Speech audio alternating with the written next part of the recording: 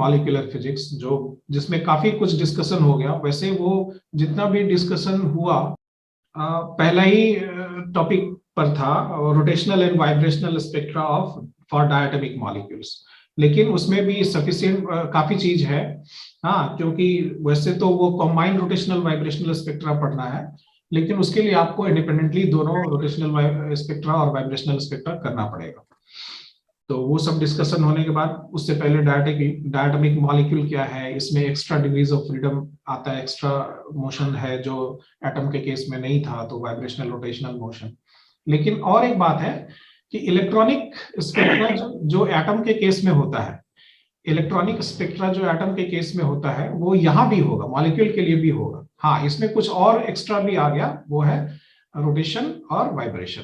Rotational energy, vibrational energy, ये extra हो गया। लेकिन ये इलेक्ट्रॉनिक एनर्जी भी रहेगा, तो इलेक्ट्रॉनिक स्पेक्ट्रा भी होगा। तो हम लोग आज थोड़ा वो इलेक्ट्रॉनिक स्पेक्ट्रा देख सकते हैं। तो वो जो बुक है सीएन बानवेल का, उसी को हम आपको अभी थोड़ा दिखाते हैं। पहले एक चैप्टर है, पहले तो रोटेशनल वाला चैप्टर है, हाँ, माइक्रोवेव स्पेक्ट्रोस्कोपी, फिर इंफ्रारेड स्पेक्ट्रोस्कोपी जो कि वाइब्रेशनल एनर्जी और वाइब्रेशनल एनर्जी लेवल डिफरेंसेस उससे रिलेटेड है।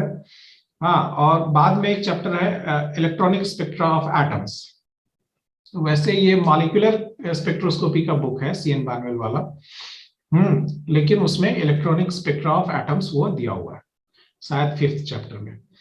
हाँ, और उसके बाद है 6th में शायद, हाँ, इलेक्ट्रॉनिक स्पेक्ट्रा ऑफ मॉलिक्यूल्स। तो उसी का अभी हम बात कर रहे हैं, इलेक्ट्रॉनिक स्पेक्ट्रा ऑफ मॉलिक्यूल्स। तो जैसे इलेक्ट्रॉनिक स्पेक्ट्रा वो एटम्स का होता है, या एटम का इलेक्ट्रॉनिक स्पेक्ट्रा पढ़े हैं पहले, हाँ, वैसा ही मॉलिक्यूल का भी इलेक्ट्रॉनिक स्पेक्ट्रा। उससे पहले हम लोग मॉलिक्यूल का रोटेशनल वाइब्रेशनल स्पेक्ट्रा पढ़ लिया है, हाँ, लेकिन अब एक बार वो इलेक्ट्रॉनिक स्पेक्ट्रा ऑफ मॉलिक्यूल्स वो देखेंगे। तो ये सीएन बानवेल वाला ही बुक है, fundamentals of molecular spectroscopy, microwave spectroscopy, yes, rotation of molecules. तो ये सब तो हम लोग कर लिए माइक्रोवेव स्पेक्ट्रो, क्योंकि ये जो रोटेशन ऑफ मॉलिक्यूल्स है और इसका जो एनर्जी है, और खासकर जो एनर्जी डिफरेंस है between energy levels, rotational energy levels, rotational energy levels के बीच का जो एनर्जी डिफरेंस है, वो एनर्जी मैच करता है माइक्रोवेव एनर्जी से। या आप फ्रीक्वेंसी के टर्म में भी बोल सकते हैं कि ये जो एनर्जी लेवल डिफरेंस है उसका फ्रीक्वेंसी माइक्रोवेव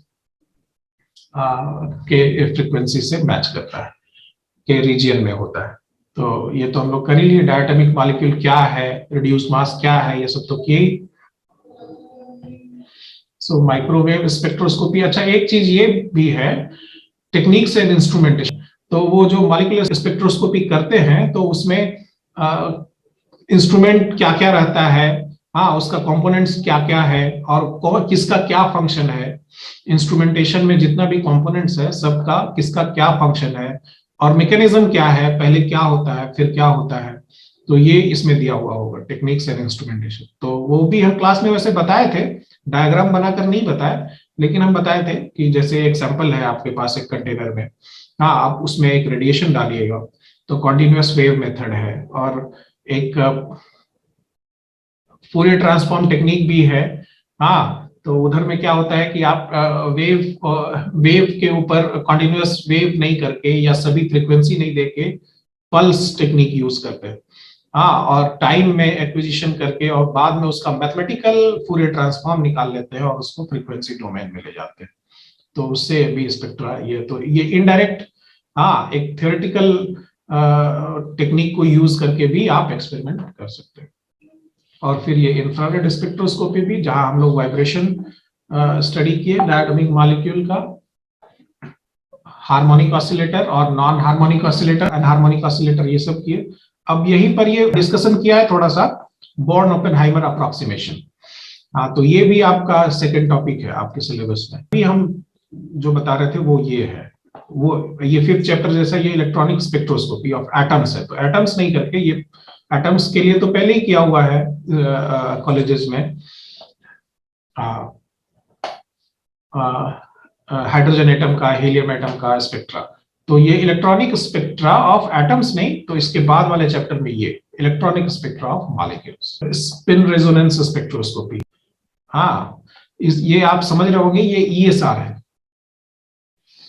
स्पिन रेजोनेंस वो स्पेक्ट्रोस्कोपी। हाँ, तो ये ईएसआर है, ये भी यहाँ दिया हुआ है, 7th चैप्टर में है और सफिशिएंट डिटेल में दिया हुआ है, काफी अधिक इसके बारे में यहाँ ये दिया हुआ है। इधर में एनएमआर भी डिस्कस किया है। एनएमआर और ईएसआर एक जैसा ही टेक्निक है। एनएमआर में वो न्यूक्लियर स्पिन रहता है और न्यूक्लियर मैग्नेटिज्म रहता है, हाँ, न्यूक्लियर मैग्नेटिक डाइपोल। और ईएसआर में वो इलेक्ट्रॉन स्पिन है, हाँ, electron spin particle and thereby having magnetic dipole moment. तो ठीक है, उससे पहले ये चैप्टर एक बार हम लोग देखते हैं। तो इसके बाद ये है molecule, electronic spectra of molecules, spectroscopy of molecules. ये है बोर्न ओपेनहाइमर अप्रोक्सीमेशन। हाँ, तो ये हम क्लास में बताए थे। सो जो टोटल एनर्जी है सिस्टम का, वो electronic energy, vibrational energy, rotational energy, और ये तीनों का सम इसलिए हम लिख सकते हैं क्योंकि ये एक दूसरे से काफी इंडिपेंडेंट है। हाँ, एक दूसरे का रेंज एक दूसरे से काफी अलग है, इसलिए आप ये सम लिख सकते हैं। अदरवाइज इंटरेक्टिंग सिस्टम यदि होता है, हाँ, तो आप ऐसे सम नहीं लिख सकते। हाँ, so because of this Born-Oppenheimer approximation, because these energy ranges, three of them, they are quite separated. So you can write this total energy as sum of electronic, vibrational and rotational energy. तो ये Born-Oppenheimer approximation है।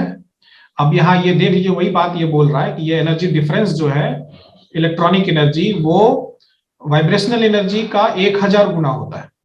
I mean, जो energy level difference है, हाँ, वो separation, energy level का separation, vibrational energy level का separation जितना है, उसका 1000 गुना ज्यादा है इलेक्ट्रॉनिक एनर्जी लेवल का सेपरेशन।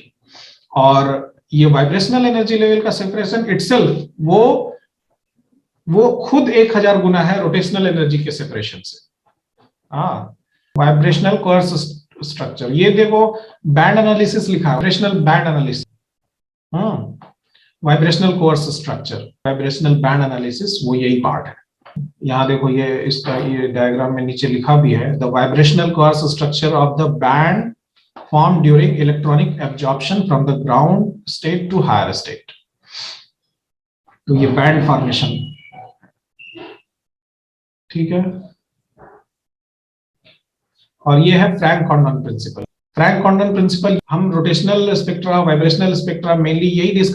फ्रैंक कॉंडन प्रिंसिपल ये क्या है, तो ये बताता है कि इलेक्ट्रॉनिक ट्रांजिशन बहुत फास्ट होता है और उस समय में इंटरन्यूक्लियर डिस्टेंस चेंज नहीं होता है। Even if vibration is there, हाँ, इंटरन्यूक्लियर डिस्टेंस चेंज नहीं होता है जिस टाइम पीरियड में वो इलेक्ट्रॉनिक ट्रांजिशन होता है। So electronic transitions are very fast, electronic transitions are very fast.